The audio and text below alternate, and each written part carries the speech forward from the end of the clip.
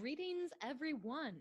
October is National Physical Therapy Month, and I would be remiss if I let October slip away and not share a bit about why I became a physical therapist. I recently had a student shadow me, and she asked me some very intriguing questions.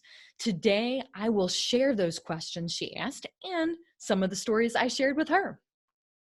One of the first questions she asked me is, how did I choose physical therapy as a career? Well, I actually never dreamt I would be a physical therapist. I wanted to be a veterinarian since I was age 5. The problem is I had a sensitivity to cats. And even though I worked in a veterinary clinic all through high school, my freshman year in college, I became very allergic to the point that my eyes were swelling shut. So I had to select a different career. I loved medicine and I loved sports. So I decided to pursue sports medicine through a degree in athletic training. And then my junior year, I was a student athletic trainer, and I had the privilege of covering men's soccer and women's basketball. The conundrum with that, it was super exciting. The conundrum is I was on call 24/7 during road trips, just like the head athletic trainer was. And I literally felt like I was living in and out of a suitcase that entire year. When I interned as an athletic training student in an orthopedic clinic or a private physical therapy clinic during the summer before my senior year, I realized that I really liked the office setting. It didn't require me to travel, and I could work basically a 9 to 5 or 8 to 5 type schedule, but have a lot of flexibility or variability in the type of patients that I saw within that time frame. So I had some variety, yet I also had a set schedule, which kind of fit my personality a little bit better. So I applied to physical therapy school, and here I am 20 plus years later as a physical therapist, still in the career. One of the other questions my student asked me was, what do I like most about being a physical therapist? And for me, it's actually really, really simple. I get to be creative, I get to have fun, but I get to help people feel better. I mean, how cool is that to wake up every day and work with people and help them feel better, whether I see them in my office or whether I see them through my telehealth online platform. I get to talk with people and help them feel good. And there's a misnomer, there's a little bit of a myth with physical therapy, like we're pain torturists and it's no pain, no gain, but that is absolutely the farthest thing from the truth, at least from my philosophy of physical therapy. I get to help people feel better. I am in the pain relieving business, and that's a really cool place to be for me. One of the things that recently happened is that I had a soccer player, and he has had some chronic injuries. And because of that, he hasn't been able to play soccer. So I kind of walked him through my Feel Better Faster formula. And it was like peeling the layers back off of an onion, because he had pain here, he had pain there. And what we finally discovered is that the pain that he actually had in his back was not the root cause of the pain. His pain was being caused by trigger points in his butt muscles and weakness in his butt muscles. So we went through and we started to decrease his pain, which is the first step of the Feel Better Faster formula, is to decrease pain and tightness. And then the next thing we worked on was improving the way he moved. So we worked on mobility, making sure his alignment was correct, making sure his pelvis was not locked up and tight.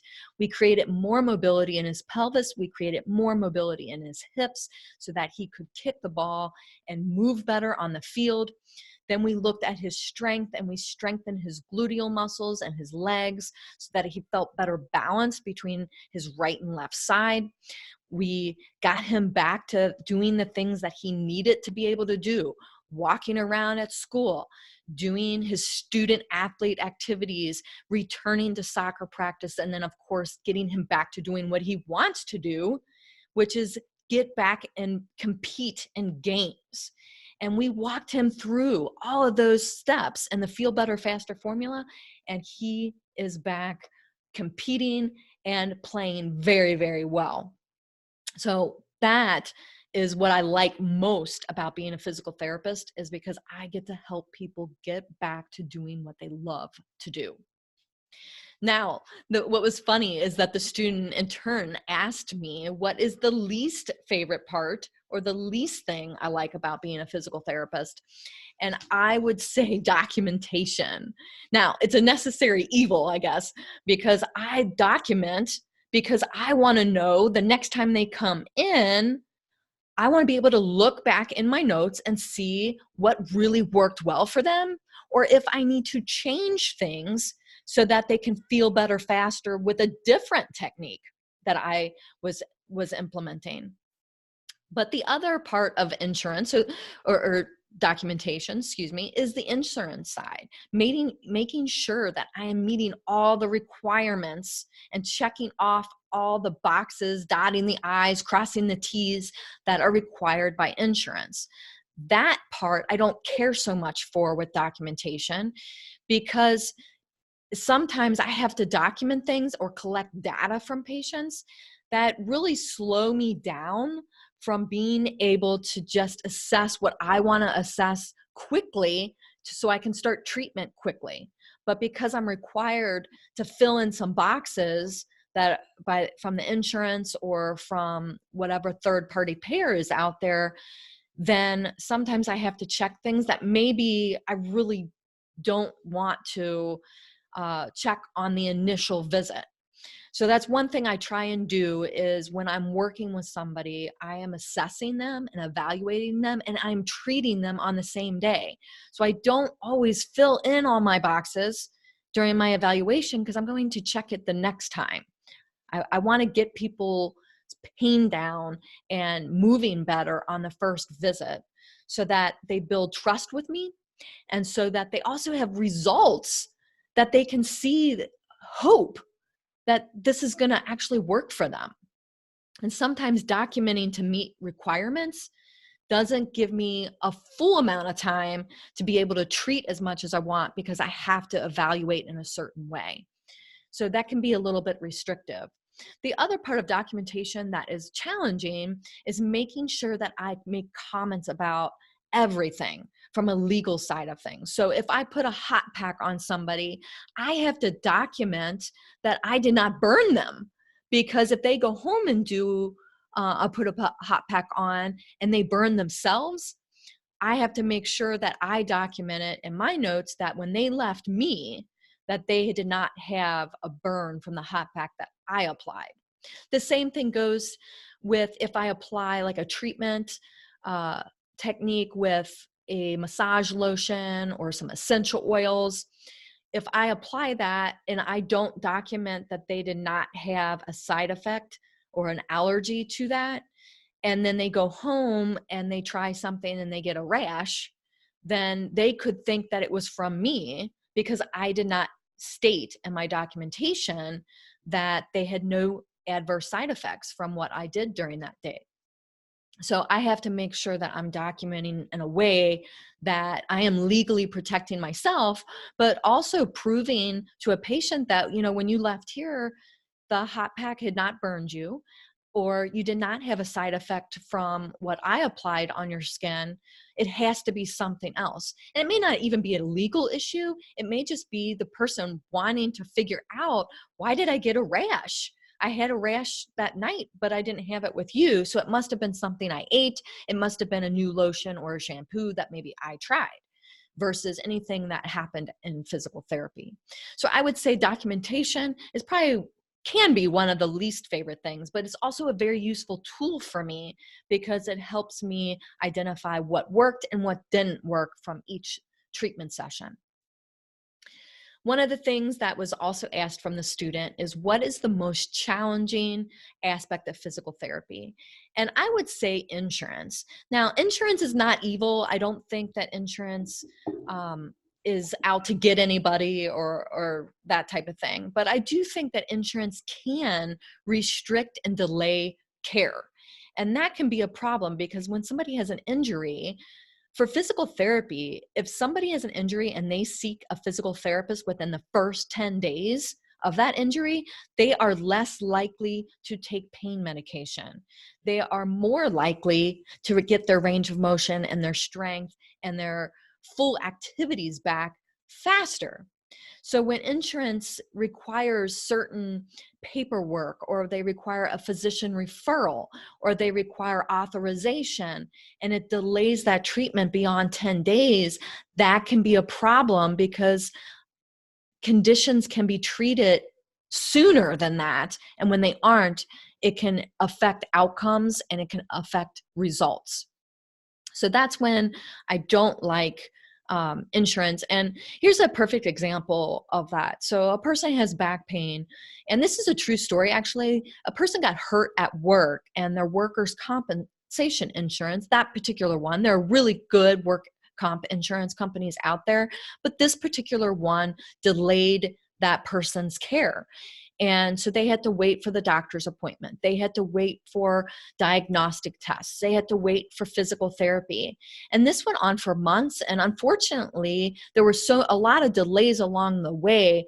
So it actually took a few years for this person to get some of the treatment that they needed. And by that point, their brain is processing that pain is normal. And so to undo what the brain is thinking, that pain is not normal, which can happen in chronic conditions where pain gets out of control, it delays progress, it delays results. And for this person, it was a delay in their quality of life for a couple of years. That's where insurance can really be restrictive, and it can be challenging to overcome some of those battles. With this particular person, it was very fortunate that she did not seek opioid treatment. She did not get addicted to pain meds. But there are other cases where people can get addicted to pain meds because they're not getting the treatment that they need as fast as they could. So with the opioid epidemic out there, it's very frustrating when conservative care treatments like physical therapy is delayed, because it's a proven fact that when, as I said before, when patients seek physical therapy within the first 10 days of their injury, they often don't require any pain medication. And if they're not taking pain medication, they can't get addicted to it. So it really could cut down on the opioid epidemic if patients were not denied access to physical therapy initially after their injury. Now, one of the most rewarding aspects of physical therapy, because this was a question that was asked too, is watching a patient have success. Recently, I had a patient with vertigo. They were very, very dizzy. They came into my office. They were apprehensive with every step. Their face was kind of contorted and distorted because they were just in anguish. They were in pain with their neck. They had headaches, migraines. They were seeing spots. Their vision was off and their balance was off, and they could barely drive. Maybe they shouldn't have been driving, but they couldn't go to work. They couldn't walk a straight line. And within one session, I evaluated her. I did a treatment for her vestibular system, which is the balance system of the brain. And she left smiling and giving me a hug. It was so rewarding because I changed that person's life. And when she came back for her follow-up, all of her vertigo was gone. Her headaches were 50% better. I actually did another treatment on that day, and her headaches went away. So in just 2 visits, I was able to take away her vertigo. I was able to take away her headaches and her neck tightness, and she was able to go back to work almost symptom-free. So that is so rewarding for me as a physical therapist, and it's more rewarding for that patient because I changed the quality of their life and allowed them to be able to access exercises, know what to do at home so they can fix themselves and be able to go back to work and enjoy their family. Super rewarding for me. Another question the student asked me was, where do I see the profession of physical therapy headed? Actually, I'm not sure. My profession has been fighting to get reimbursed by insurances since I began my career and before. So it's a little bit frustrating to see this fight when we continue to get reimbursed less and less. And I don't know why we keep fighting the same fight and expecting a different result. I feel like we should change our course of action. So I'm really not sure where our profession is headed, because we cannot continue to accept lower payments and devalue our worth. I use this example a lot when I was talking to the student, is if somebody hires a plumber or they hire an electrician, they are expected to pay for those services at the time that the service is provided. Why is healthcare so different? Providers have to wait 2 weeks and sometimes even up to 6 months just to get payment. Yet the overhead expenses of their lease, their employee salaries, their other expenses for supplies, those stay on track as monthly expenses. Why are healthcare providers constantly being asked to wait for payment for up to 6 months after a service has been provided? It doesn't make sense to me. It's kind of like going through a drive-through and you order your food or you order a drink, and let's just say the cost of that is $10. And then what happens is you go to pay and you say, you know what, I'm just going to pay $1 today. And do you think you're going to actually be able to keep your order? No, because you would be expected to pay your $10 at the time of service. But with insurance, it would be like saying, you know, I'm going to pay $1 now, and then in 30 days, I'm going to pay another $1. And maybe in 2 months, I'm going to pay a couple more dollars, but I'm never going to pay you 100%. I'm only going to pay you 50 to 80% of what that order is, because that's what I want to pay. So the provider never actually receives 100% payment unless someone pays self-pay or cash. And that's a challenge for providers, because we should be getting paid for what we are worth and the value that we're bringing and the lives that we're changing, because we're helping people feel better. If you look, another example is if you look at hairstylists. If you get a haircut with a new stylist, you might pay, maybe $20, $25. But if you get a haircut with a master stylist, you might pay $50 or more, because of their experience and their ability to have variety with that haircut. The medical field and insurance does not reward providers for results and experience. They pay what they want to pay, and that reimbursement fee may or may not be based on science. So it's just a question I have, and why I don't know where the field of physical therapy is going, or where any medical field or healthcare professional, where that's going. I'm not advocating for a universal healthcare system. I'm not advocating for 100% self-pay. I'm not advocating for getting rid of insurance. I don't know if I have a solution, but I think if we all work together, we could find a solution where providers are continuing to give really, really good care at a high standard based on science and still get paid what they're worth, just like a plumber, an electrician, a retail store, or a hairstylist. I just think that people don't look at it from that perspective, and it's a challenge. Another question that the student asked is, what do I want as a physical therapist for people to know about physical therapy? And first of all, I want to say physical therapy is a very rewarding profession for the reasons I already stated about being able to help people feel better, and also just seeing people evolve and change from a pain state to not being able to do what they want to do, to being able to restore their movement, restore their strength, restore their balance, reduce their risk of falls, stop peeing on themselves if they have incontinence issues. Physical therapy actually helps with that.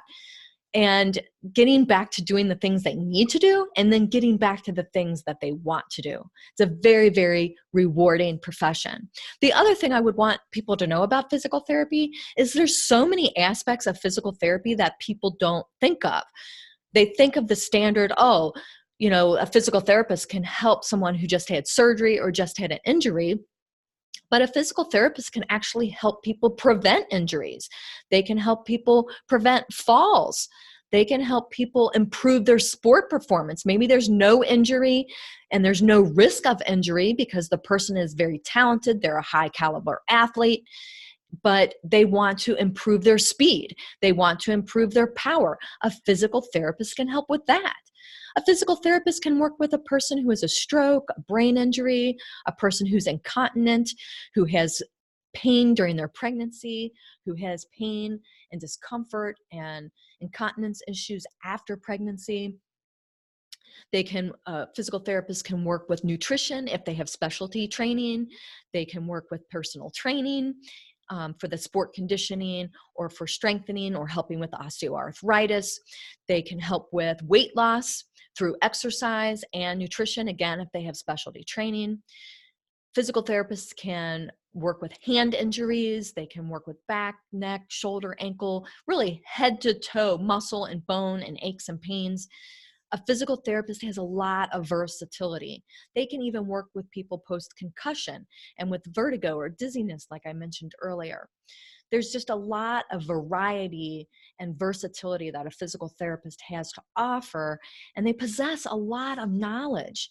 They really should be the go-to person besides the primary care physician because of their experience with working with muscles, ligaments, bones, joints.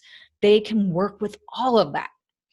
And a person who sees a PT, I'll say this again, if they see a PT within 10 days after an injury, they're less likely to take pain medications. They're less likely to lose time off of work. And they're less likely to maybe even require surgery, depending on what the situation is. And they're more likely to feel better faster than if they didn't go to a physical therapist. Here's a true story too. A person with back pain had surgery, and they had surgery for a herniated disc. When they finished surgery, they did some physical therapy, or they started with physical therapy, but the pain that they went in for the surgery with was still there. You talk about someone being very, very frustrated. Well, the story is that the problem actually wasn't from the herniated disc. The problem and the pain was from the gluteal muscles. And those muscles had trigger points in them or muscle spasms, and they were referring pain to the back. So when the MRI showed a herniated disc, everybody thought it was the disc. And it could have been contributing, except for the fact that when the trigger points were released, all the pain went away. If this person would have gone through conservative treatment with physical therapy, it's possible that they wouldn't have needed surgery. I am not saying that the surgery did not help. It certainly helped the herniated disc. It did not help this person's pain in this example. And I have examples too where a person has come to me for physical therapy, and the diagnosis that they came with is not actually the cause of the person's pain. And when I'm investigating and fact-finding in the evaluation, I peel those layers off of the onion and I find the root cause of the problem, and we tackle it and the pain goes away. I've also had patients who come in and they have pain, and they, on a rare occasion, I have to say, on a rare occasion, they don't get better and they do require surgery. There are certainly reasons for people to have surgery, especially when it comes to back pain or neck pain.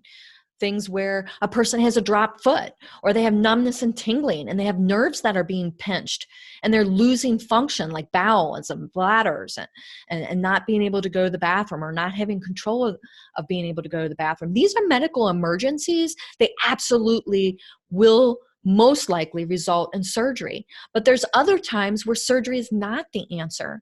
And if someone tries physical therapy first and tries that conservative route first, it could very well work, and more times than not probably does work. There is research out there that shows that a person with back pain who has physical therapy is just as likely to diminish their pain and have long-lasting effects of less pain than a person who had back surgery a year before. So 1 year later after doing physical therapy and 1 year later after having back surgery, the back pain is also gone in the person who had physical therapy.